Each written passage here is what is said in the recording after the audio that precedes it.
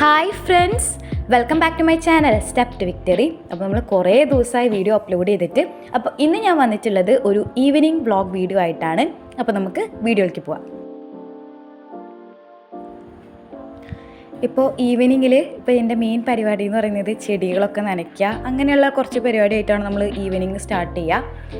ഇപ്പോൾ എനിക്ക് കുറച്ച് വെക്കേഷനൊക്കെയാണ്, എൻ്റെ ക്ലാസ്സൊക്കെ കഴിഞ്ഞു, എക്സാംസ് കഴിഞ്ഞു തേർഡ് സെമ്മിൻ്റെ. അപ്പോൾ ആ എക്സാമും പിന്നെ അത് കഴിഞ്ഞിട്ട് പിന്നെ IB ഒക്കെ ഉണ്ടായിരുന്നു. അപ്പോൾ അതുകൊണ്ടാണ് നമുക്ക് വീഡിയോസൊന്നും കറക്റ്റായിട്ട് ഇടാൻ പറ്റാതിരുന്നത്. ഇനി നമുക്ക് പുതിയ പുതിയ വീഡിയോസൊക്കെ ആയിട്ട് ഞാൻ വരാം.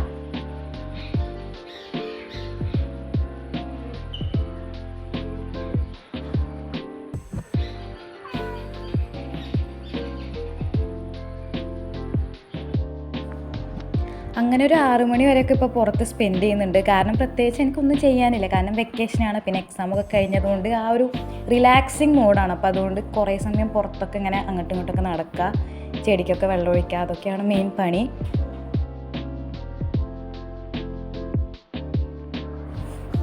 അത് കഴിഞ്ഞിട്ട് ഇപ്പോൾ കുറച്ച് സമയം വീഡിയോസ് കാണാം കേട്ടോ. ഇങ്ങനെ യൂട്യൂബിൽ ഇങ്ങനെ ഫുഡ് ഉണ്ടാക്കുന്ന വീഡിയോസില്ലേ, കൊറിയൻ ലഞ്ച് പ്രിപ്പറേഷൻ എന്നൊക്കെ പറഞ്ഞിട്ട് ഇങ്ങനെ കുറേ വീഡിയോസ് ഉണ്ടാവും. അതിങ്ങനെ ASMR സൗണ്ടിൽ അവരിങ്ങനെ കുക്ക് ചെയ്യുന്നത്, അതെനിക്ക് കാണാൻ ഭയങ്കര ഇഷ്ടമാണ്. എനിക്ക് ഭയങ്കര റിലാക്സിങ് ആയിട്ട് തോന്നുന്നു അവരിങ്ങനെ ഓരോ സാധനങ്ങൾ ഉണ്ടാക്കി ഇങ്ങനെ വെക്കുന്നത്, ഇങ്ങനെ കിരിക്കിരി സൗണ്ട് എനിക്ക് ഭയങ്കര ഇഷ്ടമാണ്.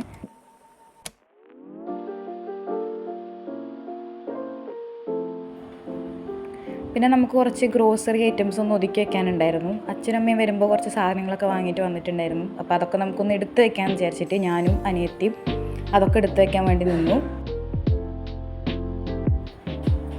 എനിക്കുണ്ടല്ലോ ഇങ്ങനെ കാലിയായിട്ടിരിക്കുന്ന പാത്രത്തിലേക്ക് സാധനങ്ങൾ ഫില്ല് ചെയ്യാൻ വേണ്ടിയിട്ട് ഭയങ്കര ഇഷ്ടമാണ്. കാരണം അതിങ്ങനെ ആ കാലിയായ പാത്രം ഇങ്ങനെ നിറയുമ്പോൾ എനിക്ക് മനസ്സിൽ ഭയങ്കര റിലാക്സേഷൻ തോന്നാറുണ്ട്.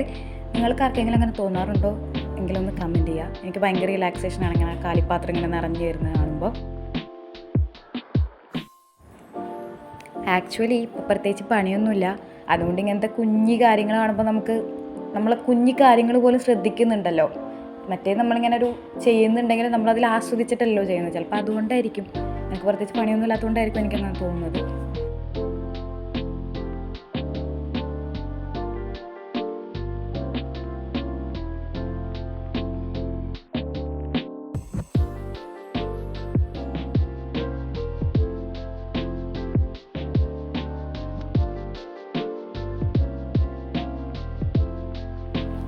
ഇപ്പോൾ വൈകുന്നേരമായി കഴിഞ്ഞാൽ ഞാനിങ്ങനെ ഒരു വർക്കൗട്ട് എന്ന് പറഞ്ഞിട്ടൊരു കലാപരിപാടി ഉണ്ട്, അത് ചെയ്തുകൊണ്ടിരിക്കുകയാണ്.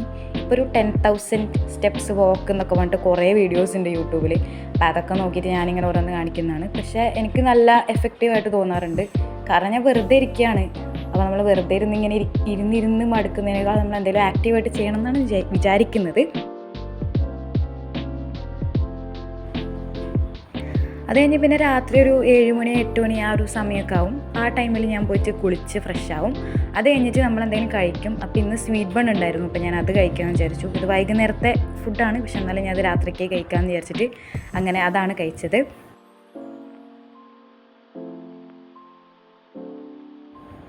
ഇപ്പോൾ രാത്രി ചെറിയ മഴയൊക്കെ പെയ്യുന്നതുകൊണ്ട് നല്ല സുഖമാണ്. എന്ന് വെച്ച് കഴിഞ്ഞാൽ ആ ഒരു ക്ലൈമറ്റ് ഭയങ്കര രസമാണ്. അപ്പോൾ ഞാൻ കുറച്ച് ജേർണലിംഗ് ഒക്കെ ചെയ്യാമെന്ന് വിചാരിച്ചു.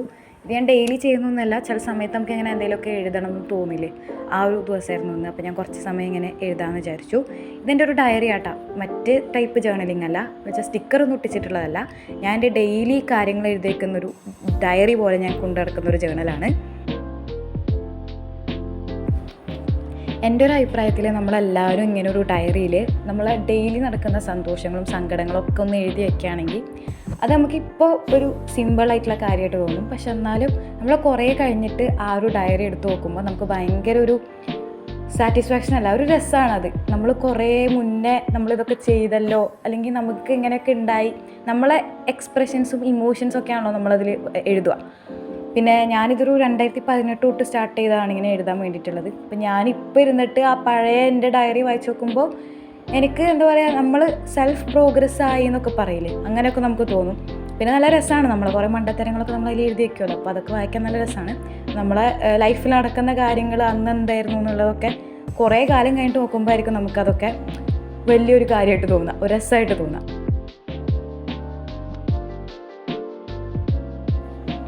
പിന്നെ കുറച്ച് നേരം ബുക്ക് വായിച്ചു. ഇപ്പം ഞാൻ വായിക്കുന്നത് ഇക്കിഗായ് എന്ന് പറഞ്ഞിട്ടുള്ളൊരു ബുക്കാണ്.